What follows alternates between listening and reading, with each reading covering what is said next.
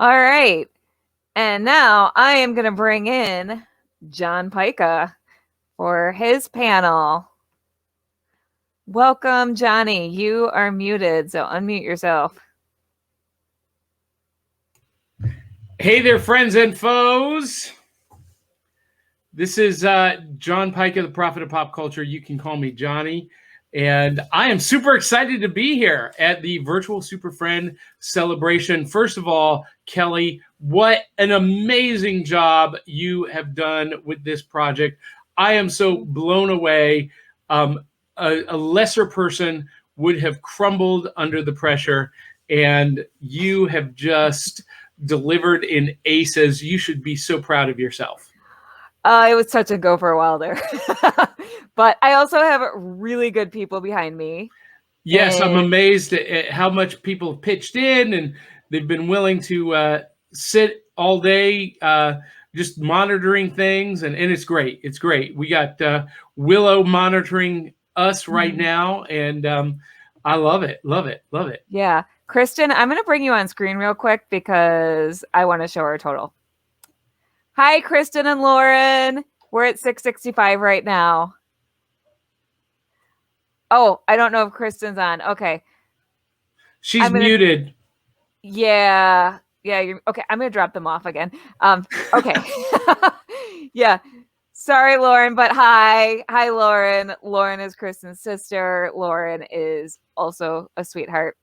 So I'm going to let you start your panel. I need to go get more caffeine so I don't keep tripping over my words. I will join you again in 10 minutes. That's all right. Thank you. Thank you. So welcome. This is my panel, How to Turn Your Geek Hobby into a Career, with me, John Pyka. And who am I to be telling you how to turn your geek hobby into a career? Well, for the last 30 years, I've earned a six-figure income turning my geek hobby into a career.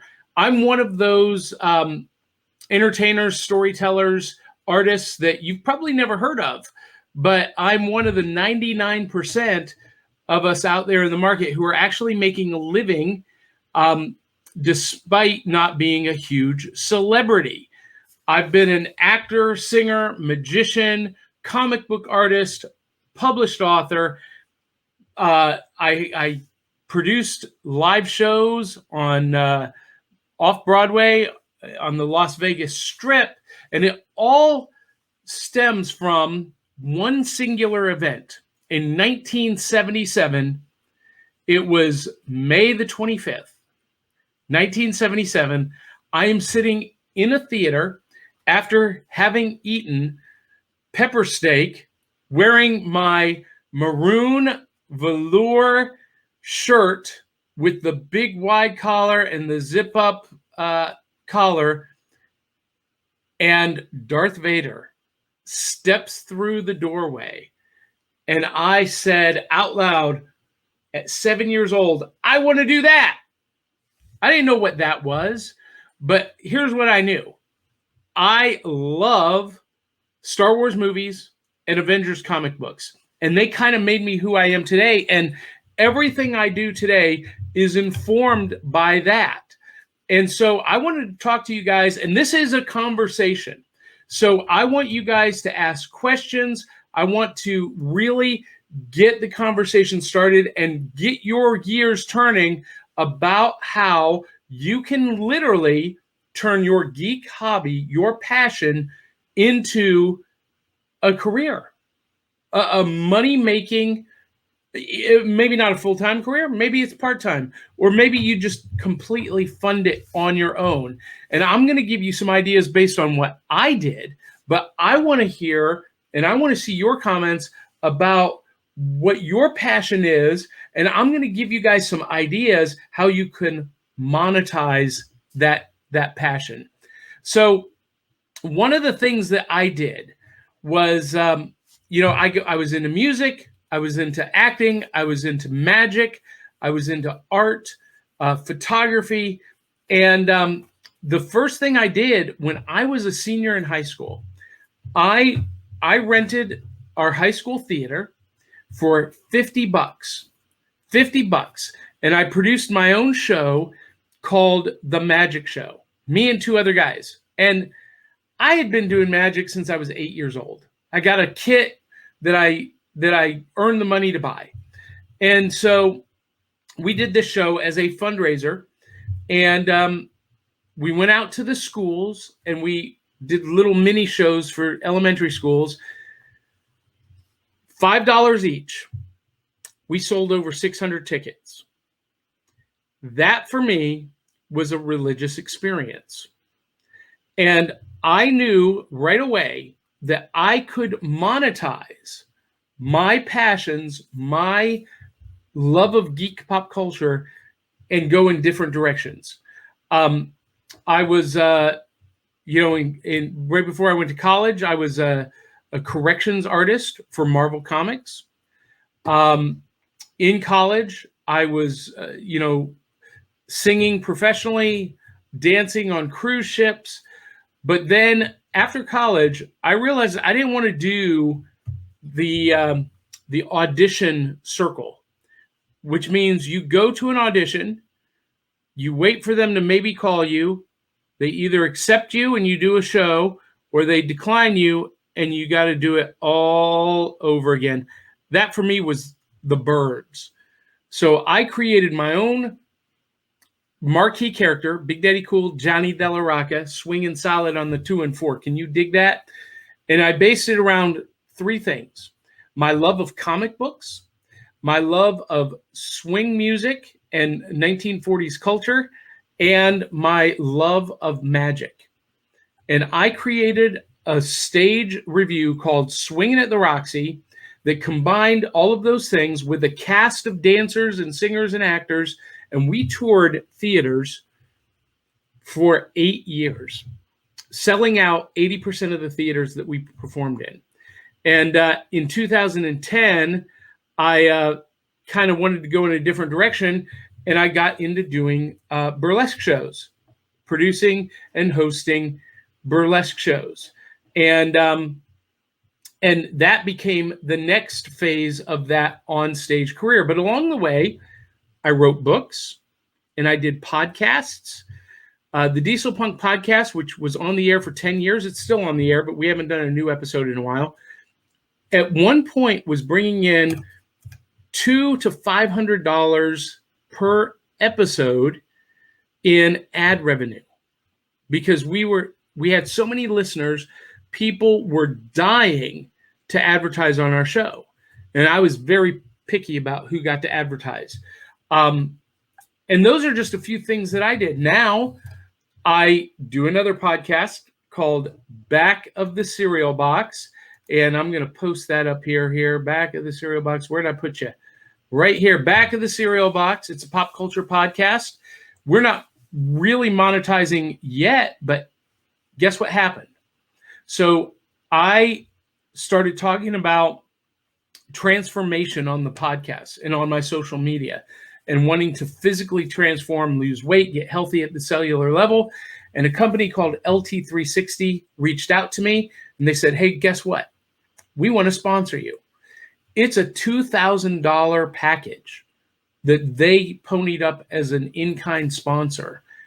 And so I'm getting to go through that program, recreate myself, recreate my body for free. And just in 4 weeks, by the way, I've lost 4 inches around my waist. That jawline is coming back. And I'm feeling good. And that's a way that you can turn your geek hobby into something that is monetized. I lead ghost tours downtown Nashville. I take people around to haunted place, from bar to bar or restaurants. And while they're drinking, I tell them the ghost stories of those places. $25 a head, $35 a head, depending on the tour. That's, and if I'm doing 15 to 20 people a night, you guys do the math.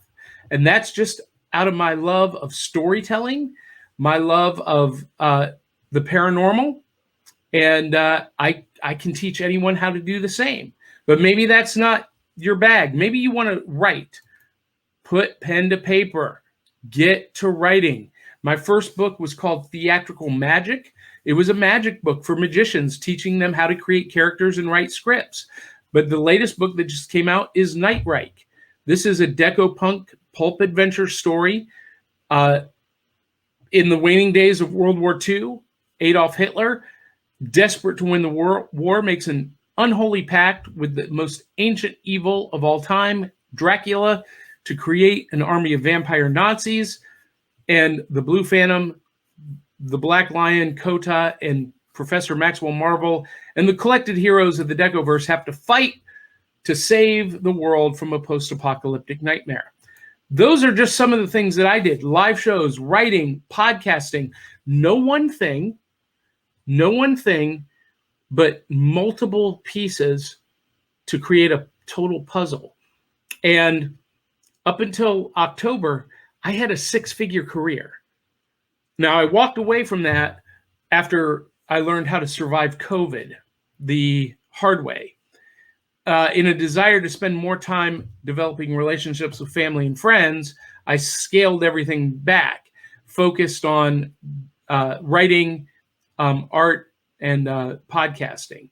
But those are just a couple of things that I have done. And I could talk for hours and hours and hours about me, but this is not about me. This is about you and how we can help you turn your geek hobby into a career. Dave Mattingly says, "Ooh, I want to be a foe. Can I be your arch enemy?" Absolutely, Dave. I think you already qualify for that role. Yeah. One of the things we're doing right now is the League of Impossibilists webcomic.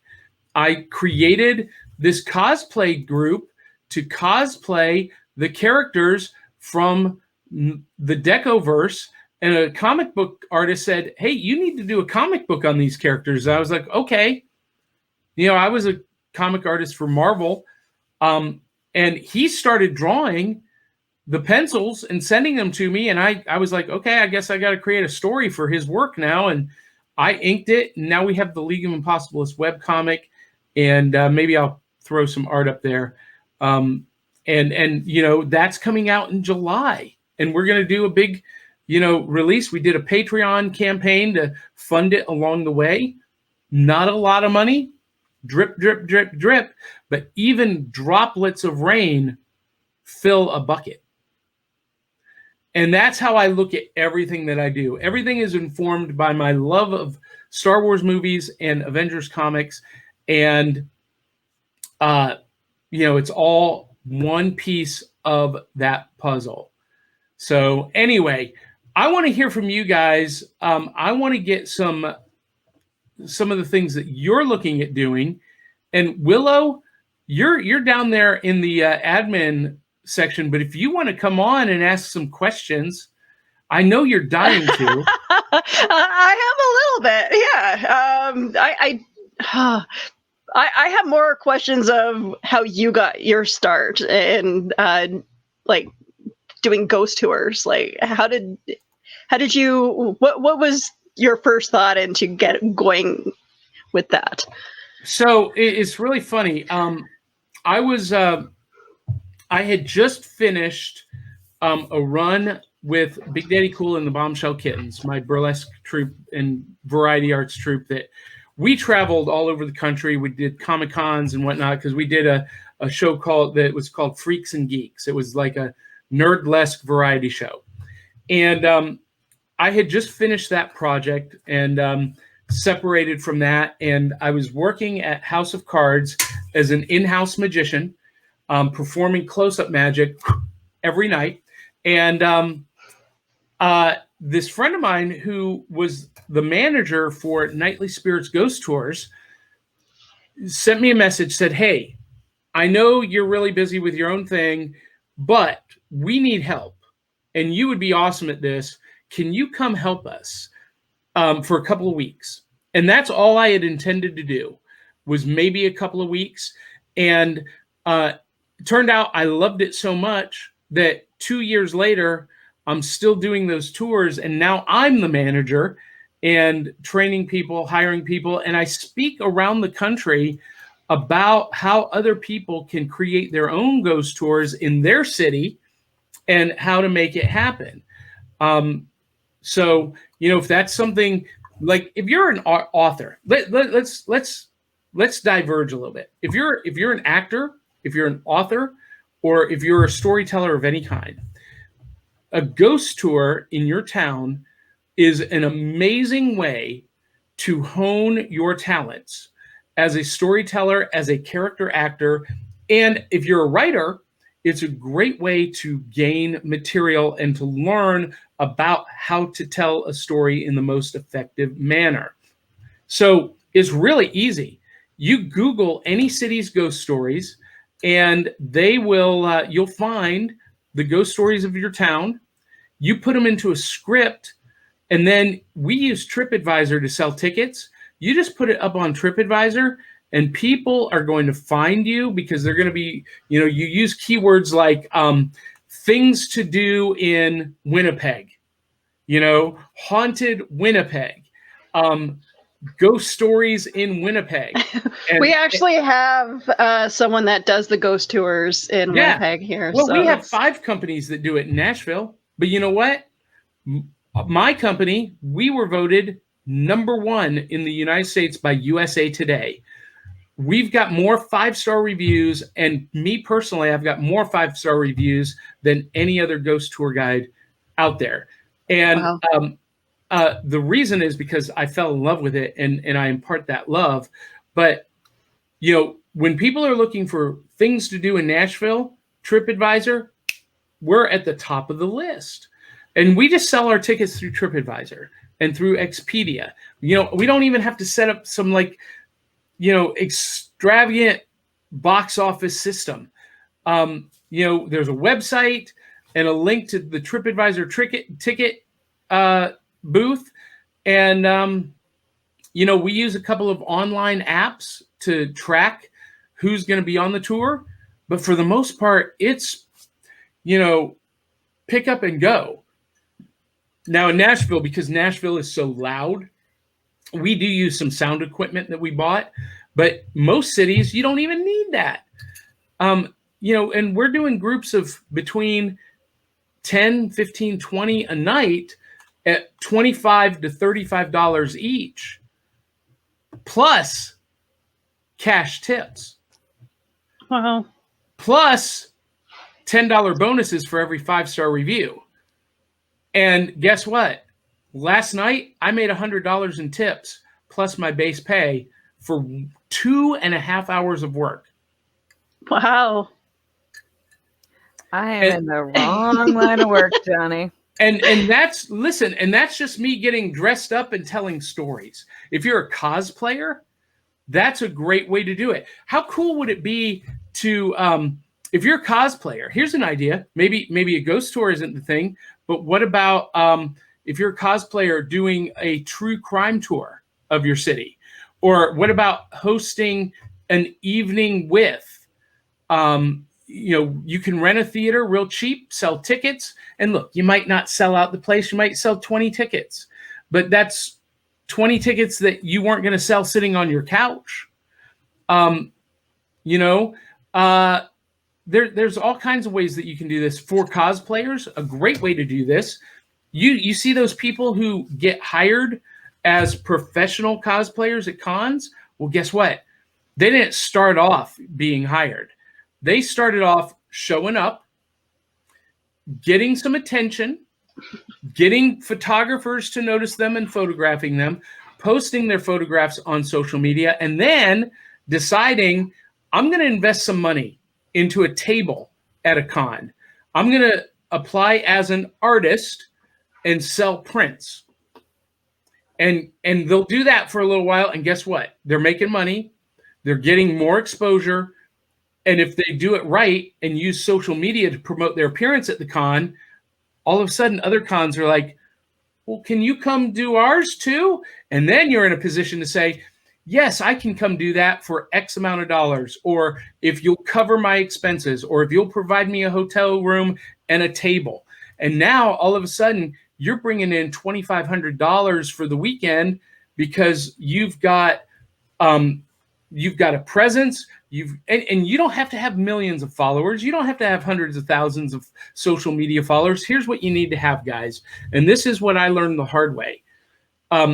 Whatever platform you're using to market yourself, Facebook, Instagram, TikTok, whatever it is, it doesn't matter how many are watching you. It matters how many are engaging with you. If you only have 600 people that are consistently engaging with you, that's important to an advertiser or even to a convention, because that's 600 more people that are engaged and paying attention that they didn't have access to before.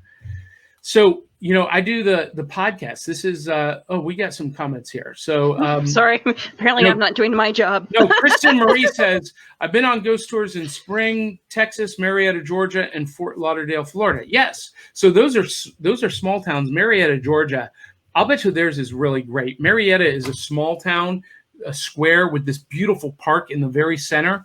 And when I was there a couple of years ago on my way to Savannah, I thought, man, what a great place this would be for, a walking tour, a ghost tour. There's 2 live theaters on either end of the square. So, how cool would it be to do, I worked as a magician. How cool would it be to do, here's just an idea off the top of my head, do a spook show, a haunted magic show in the theater, followed by a walking tour around the square in Marietta, telling the haunted stories of those locations, and in some cases going in if they're still open. And you could charge $50 a head for that. Wow. Boom. I know in my city, like we have a rich history with theater. We actually are a little bit. Charlie Chaplin has a little bit of history in my city. So one of these days, like, I would love to, do something like what you do with tours, but just like just do like the history of my city and tell these stories. But the problem is, like, do you embellish a lot of what you say during your tours, or do you actually try to be more truthful? I don't have to embellish anything, because the facts are fascinating and horrifying. And let me tell you this. Okay, so before I started doing ghost tours, I was kind of on the fence about the whole paranormal supernatural thing.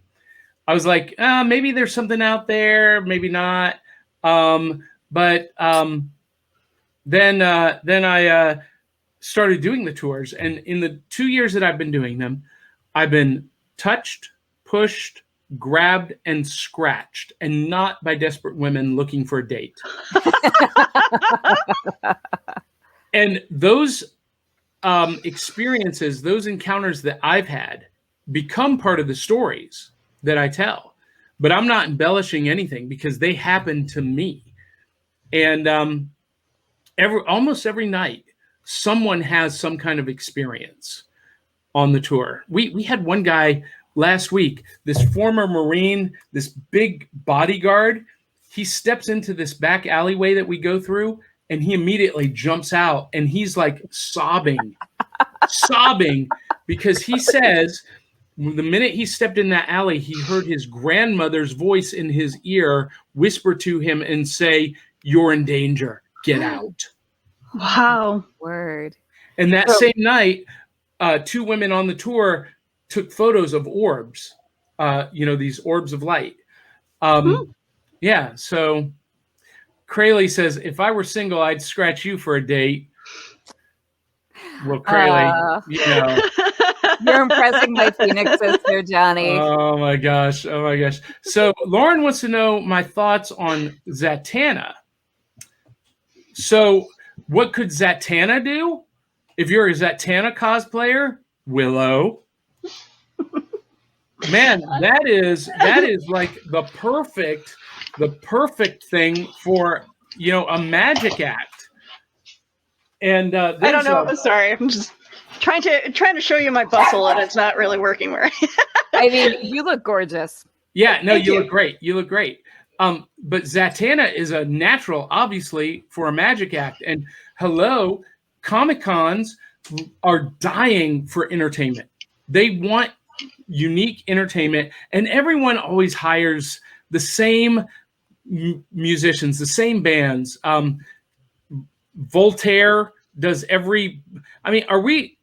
No offense to Voltaire, he's cool and all, but how many conventions can you see him at?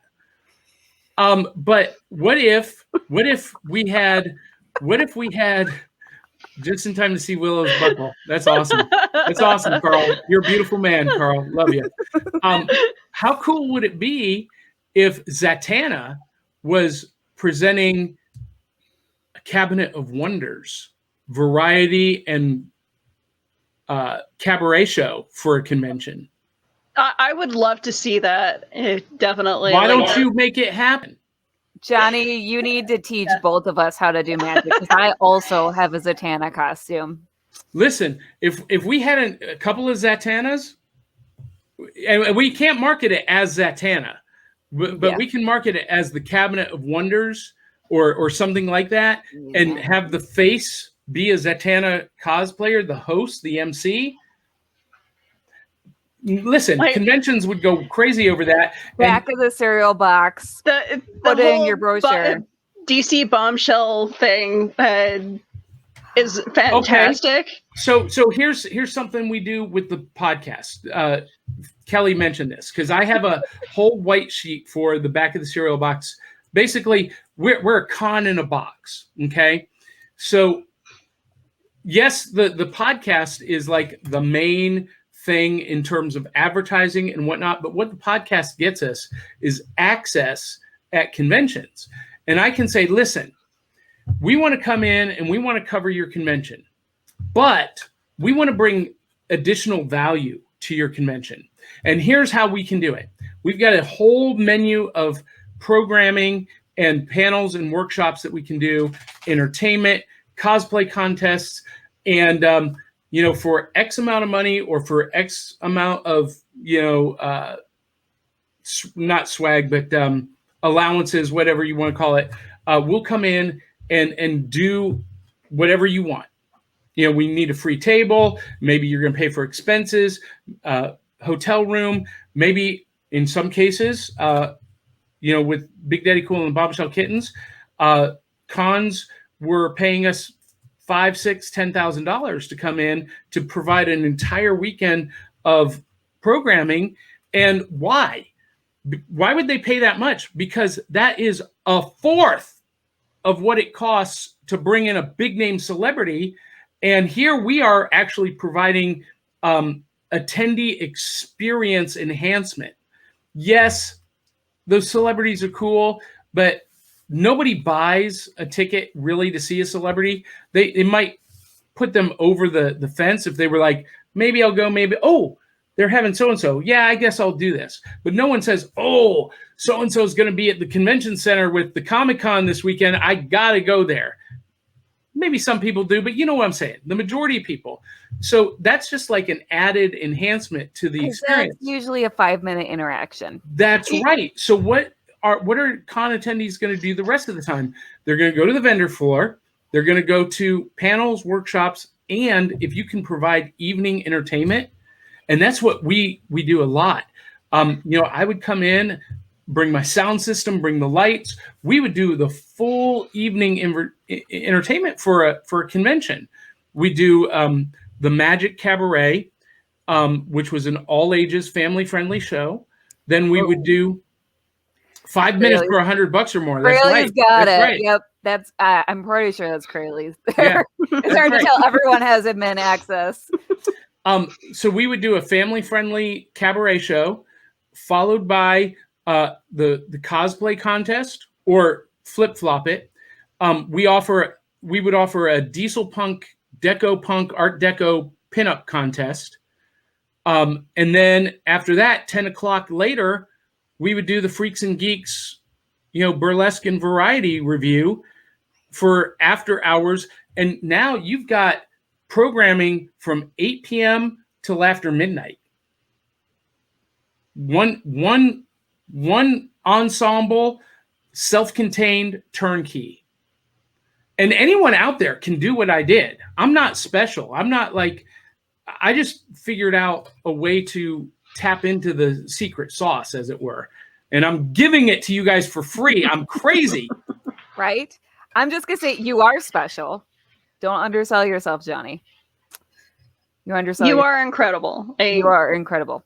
Well, I was actually thinking of just like sitting here just like this throughout the whole right because I don't yet make any money for like being a costumer, which I'm not sure if I want to go down that route anytime soon.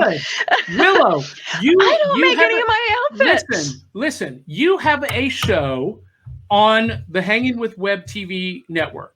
Yeah. All right. They're a pretty substantial podcast network on YouTube.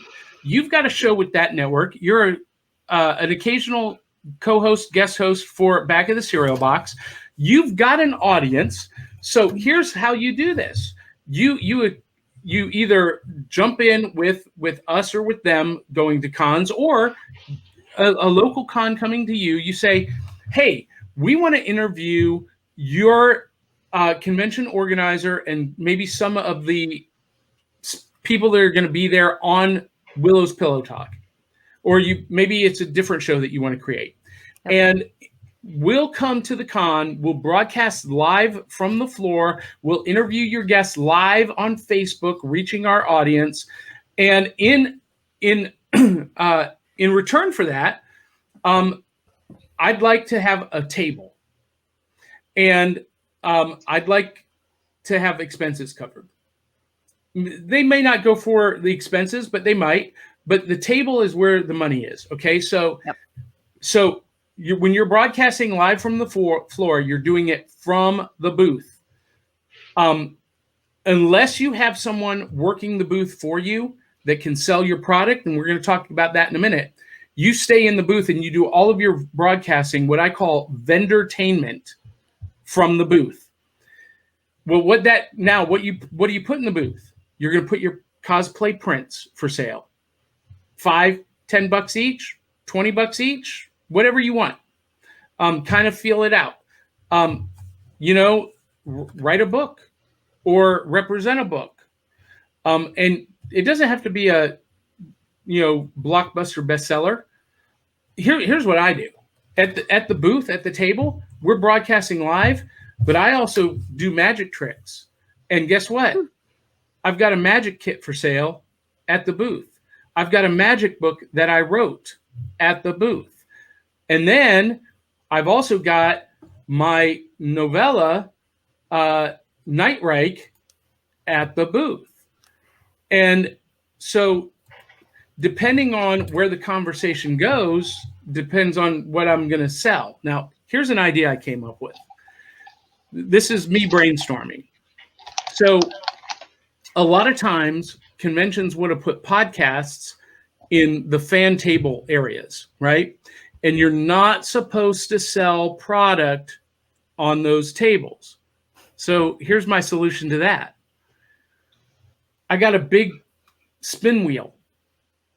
And for $5 a spin, you get to win something on the table. And guess what's on the table? The books and the products that I would have sold for $5 or more each. That's brilliant. So a couple of years ago, I did a cosplay calendar. There's me dressed up as one Elvira. right now. That is gorgeous. I want it. That's my Elvira burlesque. Right. Those are good quality. It doesn't matter that I'll take it. I want it. And it was funny because I shared a table with one of my friends, and she told me as soon as I got to the convention that, you're not supposed to sell anything from the table because that was part of our agreement. Yeah. I'm like, okay. So anytime that someone came up and asked me to buy a calendar, I stepped away from the table. Okay, so technically it wasn't at the table. Here's another idea. I've not tried this yet. And I think if I didn't have a table that I'm either paying for or being compensated with, this may or may not fly. But I want someone to try this. So I see these guys out on the street in Nashville, the Jehovah's Witnesses, and they've got these pop-up book carts on wheels, and they're giving them away. Well, what if a cosplayer with their prints or whatever other product is walking the floor with that pop-up cart, and someone says, "Hey, I love your cosplay. Can I get a photo?" Or where? And they see the cart and they say, "What is this?" Well, you can buy one. I don't know if that would fly for someone who, but I'm going to start doing that when I have a table, because a lot of times I have to be away from the table to go do a panel or whatnot. Oh, Dave, I love it. Do you know what? So I have need to learn to do something that. confess here. When I read a Zatanna story, I tend to skip over the words that she's saying because it's too hard for me to, because it's not just backwards. It's like from bottom to top, right to left, not backwards, left to right, top to bottom. So you gotta, it's impossible. And so many times I just am stepping over. Anyway, so why do people send me messages when I'm online? I'm guilty of that too, Kelly. I sent you a message while we were online. Oh, but that's I mean, fine. People are texting me. These are people. I'm like, don't you know that I'm doing a show? Come on, people. It's okay. It's only a matter of time before my house phone rings. Join the. Oh. Yeah, we hit it at the same time. Voltaire is still around. Haven't seen him in many, many years. Yes, he is. He's booked for Dragon Con again this year. The Dueling Zatanna Tour. Willow, let's make this happen. Like, you and I need to be in the same state. We were just talking about this. I owe you lunch. What's funny is how this has always worked weirdly in my favor when it came to meeting friends. A lot of my friends tend to be not in the same city as me. A lot of my friends, if they are in the same city, live on the other side. And then it's like, oh, we should meet up. Well, I don't feel like driving an hour to come out and see you. And I'm like, I'll take a bus to come see them. Kelly looks confused by that comment that just popped up. Oh, no. Sorry. No? That happens. My husband does that every so often. And it's like, hey, you busy? And I'm like, I'm kind of doing a show. Wait a minute. What Phoenix sister has a wife? No, so anyone on the admin is commenting as Phoenix sisters. Neither of us has a wife, though. That's got to be Carlin. It's probably Carlin. Yeah. Yeah. Sometimes we probably get mistaken as each other's wives. I'm guessing by people who don't know us very well. Hey, you know what? It's 2021. Anything goes. Love is love. Love is love. When Crayley got married last year, we joked that the two of us should have danced to "I Loved Her First" because I did love her first. Her husband knows. Hey, my husband. She did not love me first because I met my husband a long time ago. She was, I think, in middle school when I met my husband. Yeah, but love is love. But no, like if I ever get down to where you guys live, I would definitely want to be on a tour, John. That's a thing that's gonna happen. Yeah, and look, it's here's the thing. You all have geek hobbies that even if it's just being a fan of comics and movies, start a podcast. Just start doing that. And, will it make a ton of money? Maybe, maybe not. But you know what? It'll get you access to audiences and other people and networking, and that can turn into revenue. Not only does she keep calling me her partner, but we have done some photo shoots that are a little lesbianish because we don't mind. Like if two characters are like a pair and John's like, tell me more. Go to What our have I Patreon. missed? Go to our Patreon. This has taken a different I don't turn. think you know what? I subscribe to your Patreon just because everyone that I ask to do our Patreon, I always, do theirs because I'm like, I can't expect somebody else to do for me what I don't do for them, right? So I have subscribed. They're buried. And they're pretty PG, but gosh, I'm trying to think of the last one we did. We did Daredevil and Jessica Jones because when their shows were on Netflix, Crayley had found a really good editorial where someone was shipping them together, and she was like, "Well, we need to do something." So there was a cute picture where she had left like a kiss print because she gender swapped Daredevil, obviously. But yeah, well, so that's cool. Hey, not now. Elektra has taken up the mantle of Daredevil. Ooh, yeah. I am so behind on my comics reading. Yeah, it's been the last 5 or 6 issues, and according to Marvel, that's going to be permanent. That Matt Murdock is not going to be coming back as Daredevil. We'll see. Interesting. We'll see, but that's what they're saying right now. Thank you for reminding me, Crayley. Harley and Ivy. Yes, we did a Harley and Ivy. That was our Christmas for last year. I did see that. Remind me, which one of you was Ivy? I was Ivy.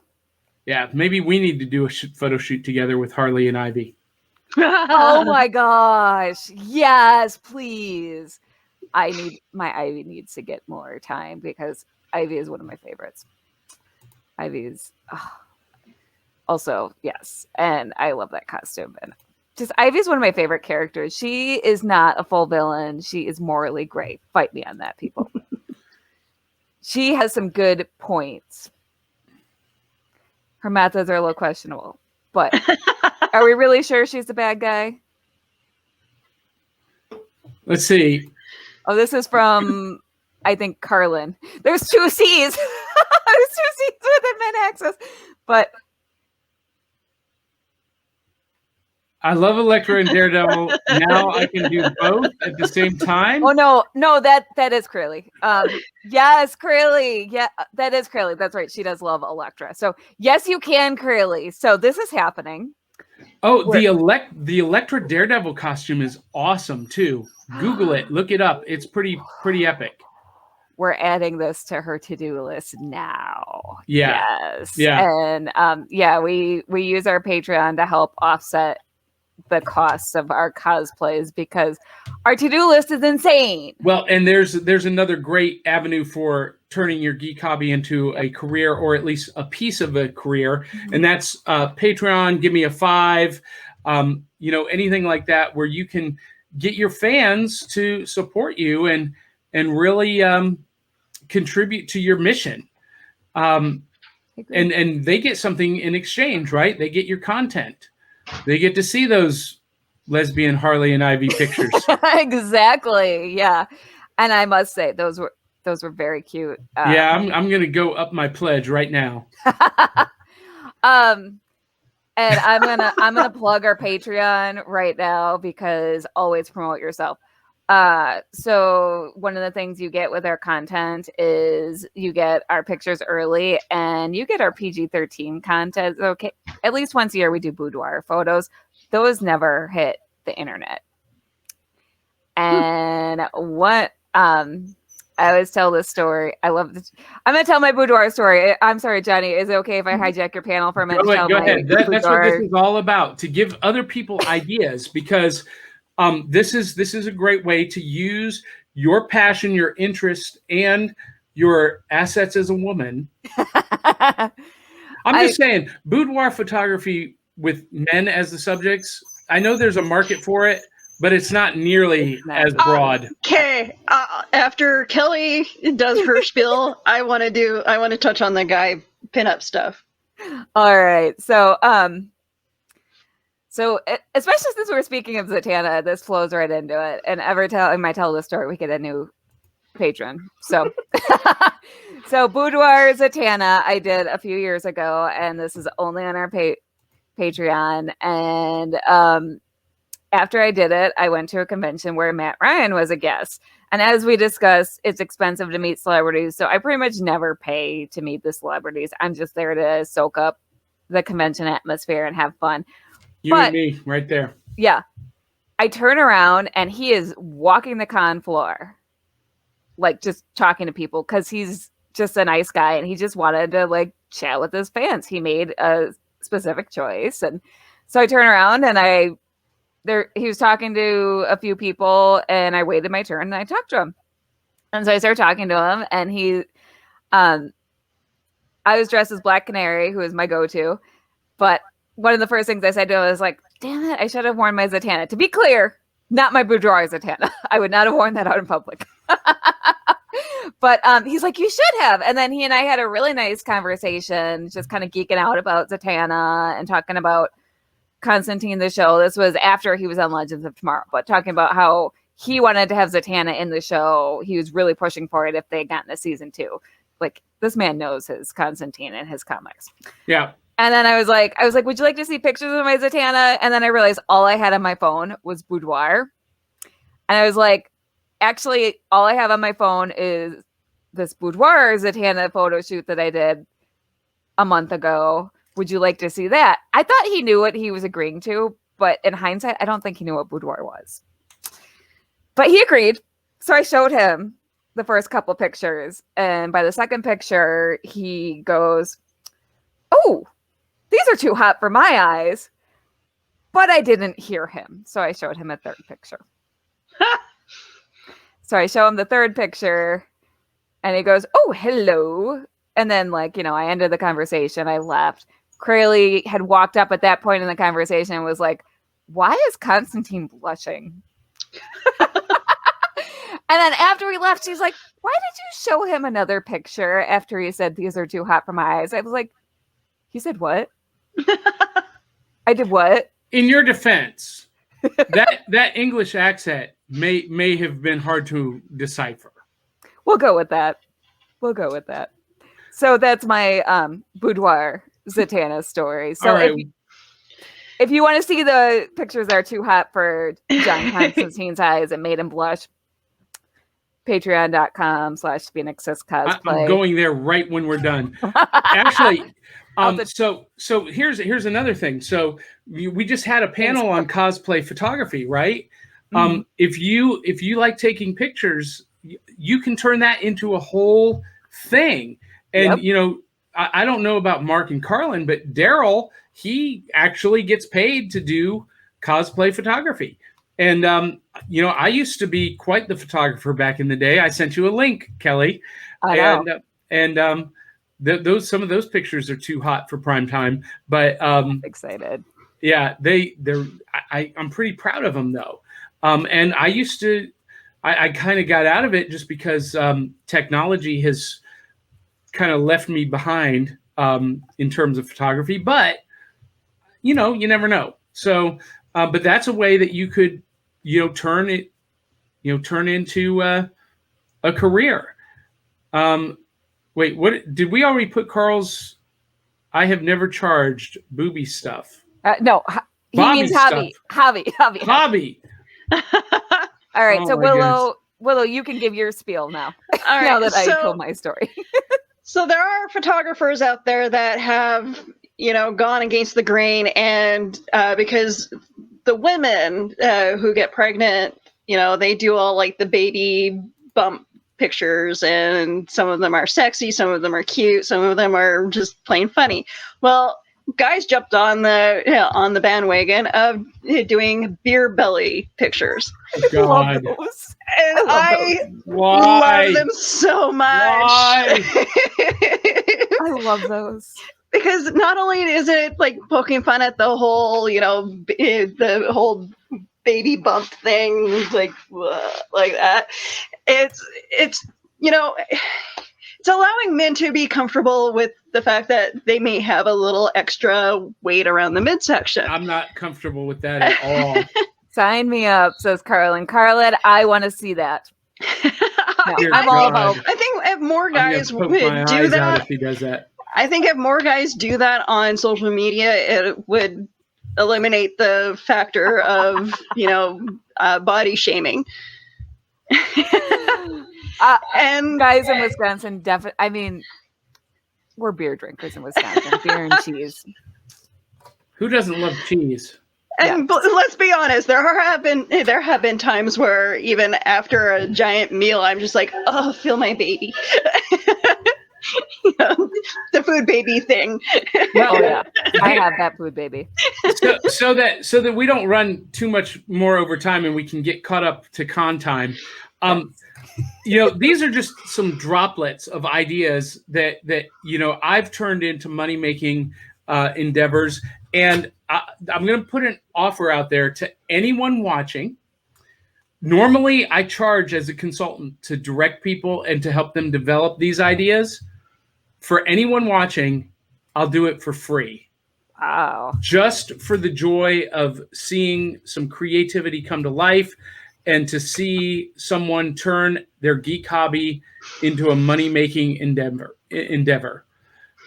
So if you're watching, can't stand up and create what? And I don't know who on the admin. I think that might be Carlin. I think that's Carlin. The beauty of everyone having admin is playing guess the commenter. That's hysterical. So anyway, all of that to say, I'm happy to brainstorm with anybody. If you have an idea and you're like, okay, how do I turn this into a money-making thing? I'm into, like our guest this morning on Back of the Cereal Box. Her addiction, her fandom is tennis skirts and makeup. Well, guess what? She's got a website that sells tennis skirts and makeup. Nice. She turned her fandom, her passion, into a business, into a career. And there are all kinds of different ways to do that. And we could go on for hours and hours brainstorming, but I am happy to brainstorm with anyone and to give them real world ideas to actually monetize it. And I'll do that for free for anyone who's watching. Just contact me by email through the website, johnpyka.com. It's right there on the screen. And I am happy to do that. That is, seeing you work up close, that is very generous. Like, wow. So y'all take him up on this limited time offer. He's a smart cookie. And I've already given Willow and Kelly a huge idea that could change the entire geek fandom market. Oh my gosh. I want to run with this. I'm really excited. Let's do it. I will help you all the way. I appreciate that. So we're just 2 minutes over. So I think we're gonna catch back up and in time for the is it the voiceover panel next? It's the voiceover panel next. I'm really excited about which I'm admitting as well. So it's yes. The art of voice acting. Hey, this is a little. And for those of you on the voice acting panel down below, you guys are going to nod your head and give me an amen. I hate that they call you guys voice actors because you are actors. Yep. Period. I see them. I agree. Anyway. I think Rye Guy is going to have some words. Oh, yeah. Okay. So johnpyka.com. That's where they can find you. That's right. You can find all the things. And all the things. There's lots of things. Lots of good that stuff. would be great. You can link to the podcasts there, the books, the comic book, all of it. Anyone feel free to hit me up. And Carl, thank you for. See you later, Carl. And I'm happy to consult with you, chat with you, and help you turn your geek hobby into a career. And with that, I'm Johnny.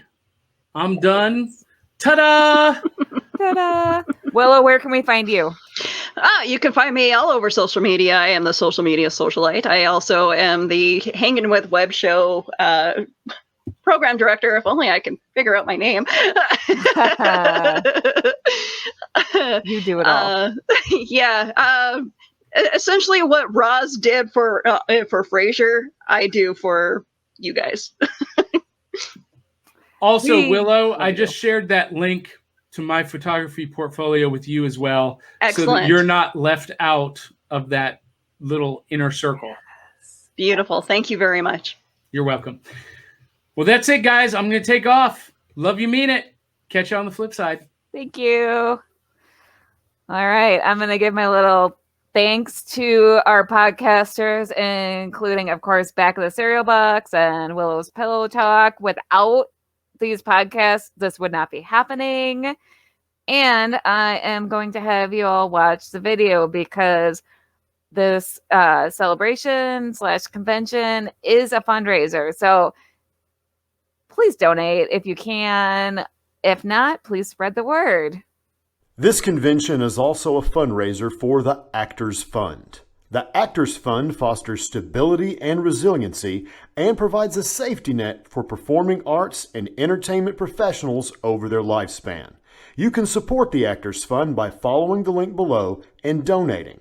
Every donation also enters you into our sweepstakes and gives you a chance to win these fantastic prizes.